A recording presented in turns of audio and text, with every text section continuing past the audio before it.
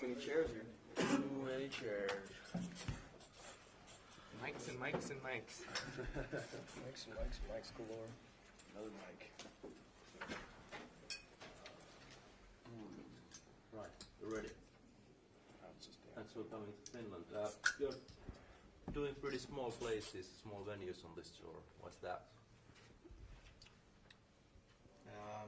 Because we're not gigantic in Europe. We're this big. I'm actually this big. He's this big. He's this big. We're doing a Metallica Stadium tour in summer, so we're just kind of warm up for that. And then we just got off the Aussie tour. These guys opened up for Aussie in the States, doing arenas, and then we're going back to do Lollapalooza Festival, outdoor big places and stuff like that. So it's just kind of a warm up, Do you prefer clubs over arena type of things? They're both cool in their own way. It's two different things. It's just a gig. What do you expect from this tour? Expect? A lot of hangovers. Yeah. I don't know. We're just having fun. We've only really been a band for about 3 weeks now with Mike. It's doing really good. We feel really confident in how we're playing, and the show's been great. Kids been coming out to see us play, so we've just been having a blast. Is the audience a lot different here than it's in States? Well, I wouldn't say so. It's fairly similar Yeah. to the States. Same reaction. Kids get excited like they do in the States. The same thing. When did Mike start with that? Well, you had to take a break for a while. We've been, since we pretty much started, I think, we've been going nonstop. Just all the things that we've done. And it was just kind of time for me to take a break from touring at that point. And we wanted to keep going on. So we had met Mike on the Aussie tour and thought he'd make a good choice, even though we didn't like him as a person. And we asked him to come play. Ouch. And asked him to come play with us. And we've been doing it so far. So far, it's gone really the best that it possibly could, I guess. Mike's in L.A. working on some stuff of his own right now.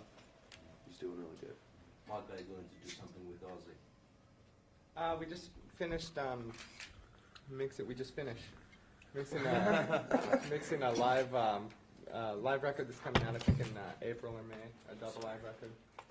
And he was also writing some new music and stuff like that. Ozzy's got a lot of things going right now, and as we all do. So we're just kind of working together. If the timing's right, we'll do both. But right now I'm just with these guys, drinking way too much here in Finland. Does anybody have a cigarette? Yeah, they're supposed to ask questions. Thanks a lot. I got one of my own. Yeah. Appreciate that. Thanks, bro. So Facelift already sold like 500,000 units, and then Dirt debuted at number 6 on Billboard. Did you expect that kind of a success with your first and second album, in a way that it seems to me that even with or without any Nirvana and Seattle boom, you would have broke through with this second album, but did it surprise you as a band? Because you ain't like your average Yankee Doodle Dandy pop group. I think it was a surprise to all of us. We didn't know we were an average Yankee Doodle, happy, peppy, zesty rock group, though. That's news to me. No, we're not one. Oh, okay. Um, Well, I want to be known as that. In fact, we I should know just you change as the name that. to that. No, I mean, I think maybe we expected to chart it maybe 199 out of 200, not number 6, and we were real pleased. It's a nice surprise. Yeah, it was definitely cool. Those kind of things you really can't, it's really kind of a waste of time to try to expect what's going to happen. The people are either going to buy it or they're not. Sometimes it's really hard to tell what people like, something you're totally sure somebody's going to dig. They'll hate it. And the stuff that that if you just worry about what you like, it usually works out pretty good. You were also on this singles movie soundtrack with Wood, so do you think that it sort of helped to promote the Oh yeah, coming album? total. What do you think about the movie? It's about to come to finish Oh, it is. cinemas in the spring. Would you recommend it?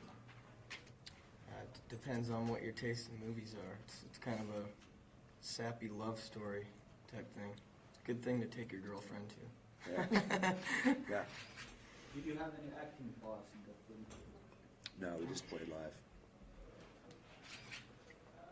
Have you changed a lot as human beings while doing this, or?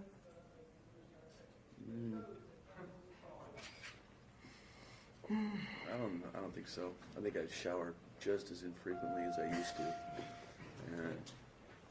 Hang it Why, thank you, sir. Hello. The happy Brit, We still smoke too much too. Mr. Oh, Kevin maybe- Wilkins. Maybe just in getting more bold or more Confidence. confident, just about, and also, knowing when to be polite and not to be polite. Well, not unpolite, but people want a lot of your time, and sometimes you have to draw the line and say no. A year ago, I probably couldn't have said no, but now I can. I'm saying no right now. I'm leaving. I'm gonna take a shower. What has been the biggest surprise for you in the music business, or has there been any surprises? Oh yeah, the biggest surprise is that it's hard work. I was told there's supposed to be no work involved. Well, there's a lot of things that are different line, than I how you can expect them more. to be. But it's a lot of the things are just like you expect them. So you're just gonna go through it one step at a time, one day at a time, and you just learn, try to learn as much as you can and do it the best that you can. I watch a lot of One Day at a Time with Valerie Bertinelli. That's right. That helps. Tom Araya appears on your album as courtesy of Deaf American Records and Slayer. How did you get involved with him? We toured with him on the Clash of the Titans back in '91. Sold our souls to Satan.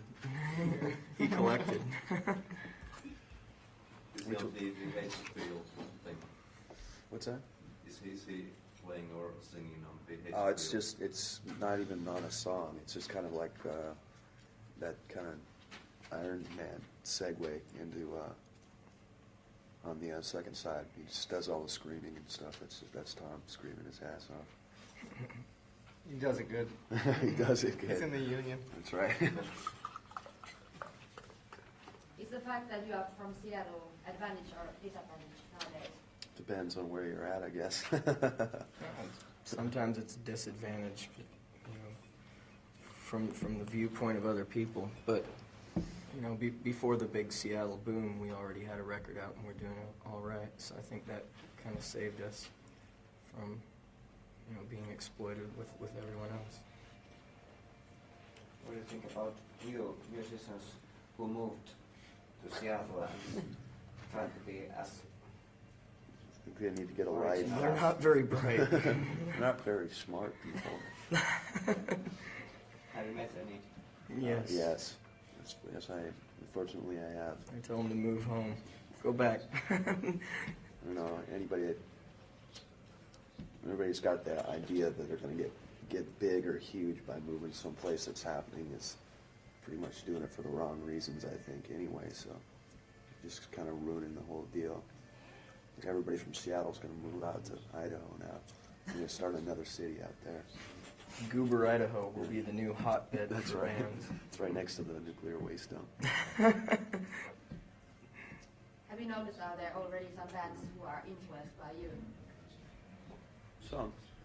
Maybe a little way. Can you name some? No. Motley It's just- Crue, Judas Priest. I don't know any. I don't know. It's like I hear little things, bits and pieces, and then again, it could be something, that just sounds that way to me. People will bring up names of bands that they think sound like us, and I'll listen to it, and I'll like, what are you talking about?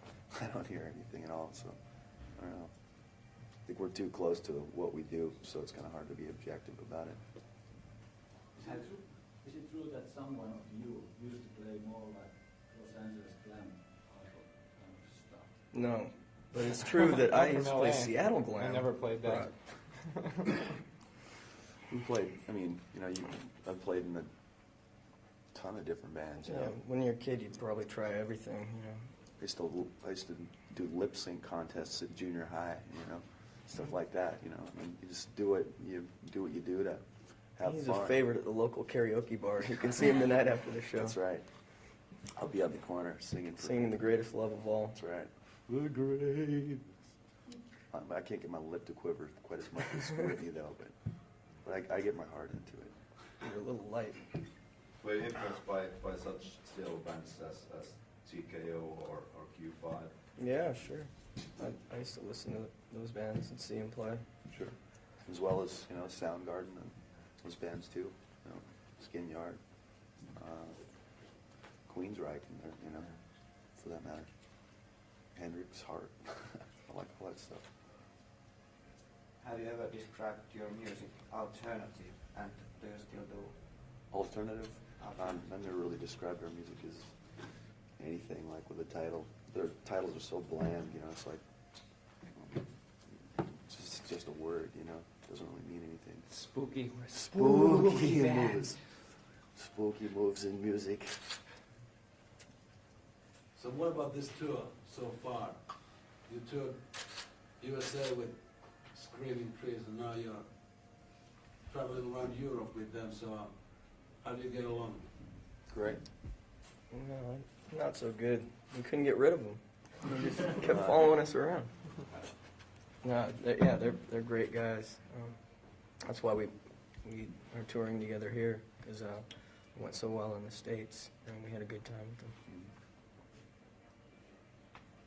So you toured States with them, and you also did major stadium gigs, and now you got this sort of a smaller venue tour in Europe, but you are like about to become like a stadium rockers in a way that these clubs aren't big enough for your crowd. So do you feel that there's a risk of becoming sort of like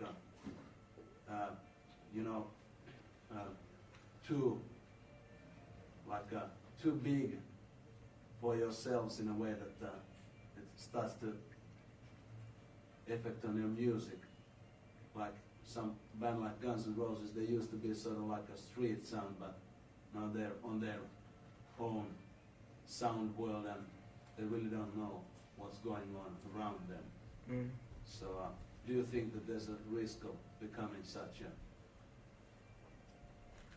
a happening? I don't know. I mean, I see our growth a lot steadier than that, and just like jumping to something like that. I mean, there's no way we're ready to play stadiums on our own. I don't think that we would draw that many people anyway at this point. I mean, we've still got a lot of work to do. In Europe, right here. I mean, we're still fairly new. We're still pretty new in the States, so it takes time to really build a good following and be able to do both things. I mean, and I'd never want to be in a position where that's the only kind of places you could play. That just would be no fun. A lot of things too is a gig's a gig, whether you play a big stage or a small stage. It's pretty much the same thing. We're up there playing. The only drawback about opening for an act is you only get to play a half an hour, which, and when we do this, we get to play 2 hours, and that's the best part of our day. It's the other 23 hours of bullshit that you got to deal with, that really gets on your nerves. That's the only release you get is when you get up there for the 2 hours, and that's the only drawback I think of playing stadiums. If there is a drawback, Well, I think the bigger you get, probably the more chaotic your life would become, and the more chaotic our lives become, the better our music gets. So I think it might be a turn for the better, hopefully. So you've been labeled as an example of this alternative rock scene in the States. Like there was this interview on Rolling Stone where you were like the intellectual alternative rock band for the 90s. So how do you, What? what do you think of such a, sort of, they give you sort of an intellectual aura that you are something new, sort of saviors of rock for the 90s? Well, I think we may be a reflection of something old that got lost, you know, because, you know, rock and roll started that way. I mean, in the 70s, all rock and roll was, you know, pretty intelligent and you know, had some substance. And that in the 80s, that kind of got lost. Bands, you know, just singing about fast cars and leather gloves and all that, you know. I think people maybe got tired of that. And we're not, I don't have a leather glove, and I don't have a girlfriend. So I can't write about those things. What about songwriting? Because these songs are usually just, there isn't like a band credited on them, or so is it like, you know, you do a song, make a song and it's there, so it's like, well, it goes like this, or is it like, you know, the arrangements are done in? We all arrange the songs together. I mean, one guy might have a pretty strong idea about what the song is and show it, you know, show it to the rest of the band. And there's a lot of stuff that gets shit canned, you know, thrown away, but or cut out or whatever, you know. So we all do a lot of things within the band to put the songs together. And there's also a lot of space to write songs, you know, to bring in material individually and stuff too, you know. You know, when a song's credited, that Lane wrote, it's something that he came up with, an idea, and then we took it and made it into something even a little better, maybe, you know, as planted together.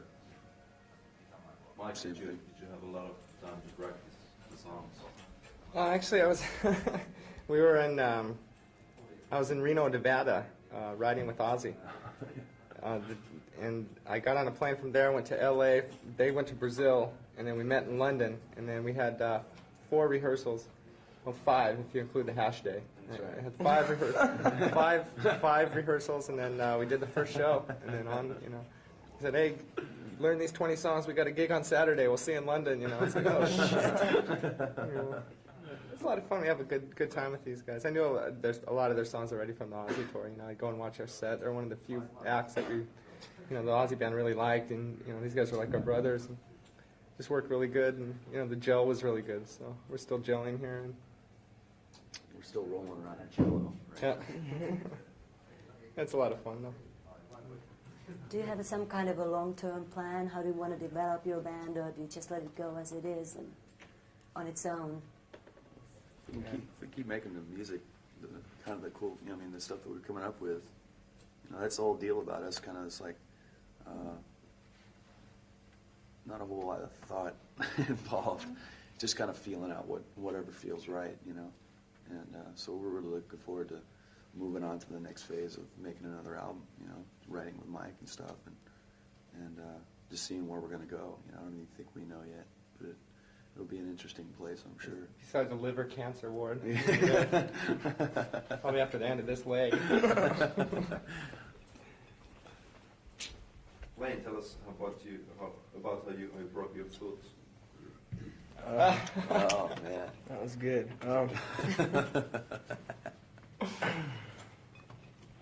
A train ran over it? No, it's a better story than the real one. I was riding a 3-wheel, all-terrain vehicle. Where is it? Oklahoma State Fair. Yeah. Oklahoma. And the production manager on the tour saw me riding out his window and radioed to the crew members, some of the crew, to stop me. So they were all waving their arms in front of me, and I was going full speed, no brakes. I turned and was either going to run into a truck and break my neck or try and jump off, and the bike ran over my foot. Ozzy was watching from his dressing room window when Wayne ate it, and he said that's one of the most funniest things he's ever seen in his life. This guy breaking his foot on the ATC. It's hilarious. Okay. But you did the tour anyway. Yeah. With broken leg, so how did it affect on your stage appearance? Well, before I broke my foot, I never moved from the center of the stage. Once I broke it, I felt, you know, I was disabled, so I wanted to do everything I could to not feel disabled. So I jumped all over the place and climbed up the lighting trestles, and I think it was a good, actually a good thing, because it got me working harder. And now I can actually move a foot in each direction.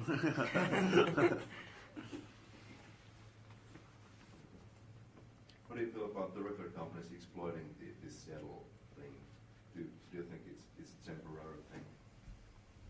Yeah, I think the whole Seattle scene, the big boom of bands out of Seattle, is a temporary thing. I don't think that you'll see a whole bunch more bands come from Seattle, maybe a few more, but I think people will start looking in other places. Kind of opened everything up, though. It's not like everybody's going to L.A. and New York anymore, you know. Right. If you're a big fish in a small pond, the record companies see that more now than if you're just stuck in L.A. And comparing the Seattle scene to the L.A. scene, it seems like the L.A. scene, a band will get together and they'll play a few gigs, and the record company will sign them prematurely, and when they're not ready for it yet, you know. And there's no real scene developing like in L.A. or New York, I think, you know, except for the hardcore underground scene in New York, you know. But in Seattle, these bands have played together for years and years and developed and really grew together, and the songs reflect that. I think their songs are really good songs, valid songs, you know. And I think that if a band, you know, if 100 more bands come out of Seattle and they're good bands, and that's all much better for the industry as opposed to, you know, signing all these glam. These glam bands that, you know, can't play their instruments and stuff, you know, but, you know, music's music, and it's just good to see some good stuff coming out now as opposed to this other crap, you know, we've been living with for the past 10 years, you know. But Alice in Chains made a record deal with a major label long before this boom even started, or at least Nirvana broke through. So you weren't in any case a typical sub-pop band, Yeah. in a way. So you were like aiming for that major label contract, or was it more like that you just were given the opportunity? Oh, yeah, we were given the opportunity. Of course, you know, we would dream about that and think about it and talk about it and get excited about the idea of being on a major label and selling a lot of records. But realistically, I think our goals never really exceeded just being a big Seattle band. We wanted to be big in the clubs in Seattle, you know. That was as far as our dreams went until we were approached, and then then we were happy with it, and we were ready for it by that time. Have you noticed that America has changed maybe dramatically now when Bill Clinton became a president?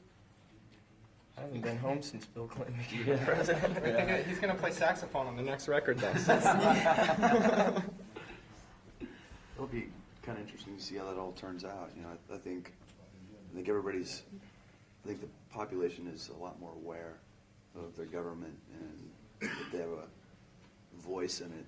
You know, that's the last 12 years has been pretty shitty. You know, as far as like, you know, the leadership that we had in the States. So, you know, I think everybody's kind of excited, looking for something to happen, but, you know, I mean, it's not going to happen overnight. Just kind of wait and see what goes down, you know. What did you think about his campaign, which aimed at young voters? I think it was killer. Very good. Got people up and awake, and, you know, a ton of young people registered and voted and saw what was going down and made a choice. So that was a really good thing, you know. Yeah, I think that's the biggest turnout for that age group, you know, my age group and younger, you know, that has gone down in a long time, you know. What is the sweetest thing in stardom? What's that? I'm sorry. What is the sweetest thing in stardom? Stardom? Yeah.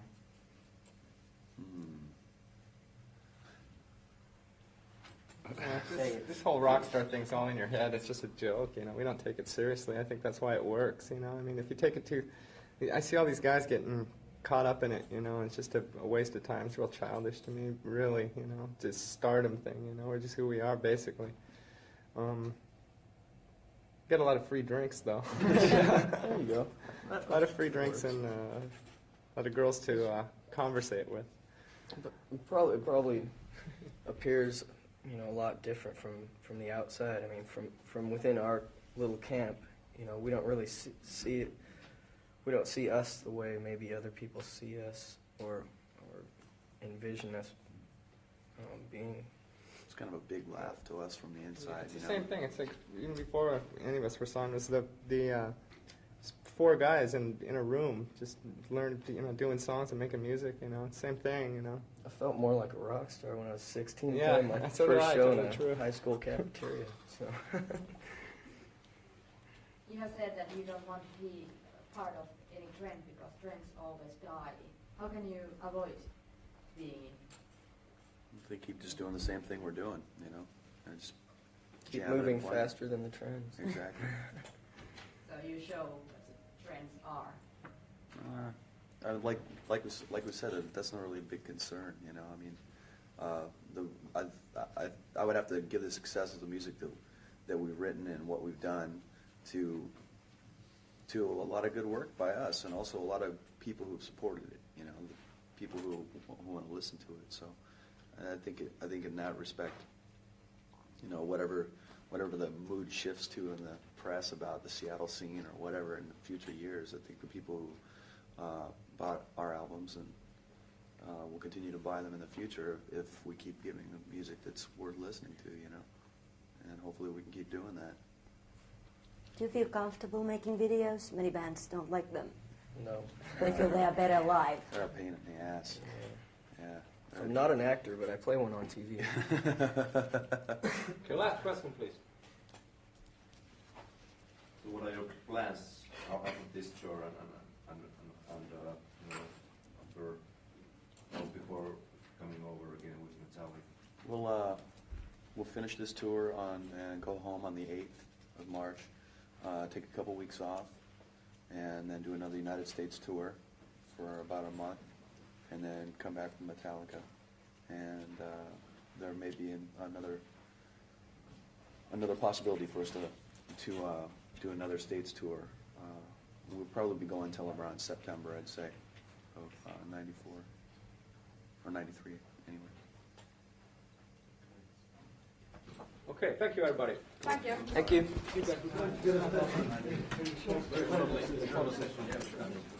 Oh, sure. Right there? What do I do? You're watching more of this? Yes. That's fine. This is Lane from Alice in Chains. Is this thing on? And you're watching more of this. Thank you.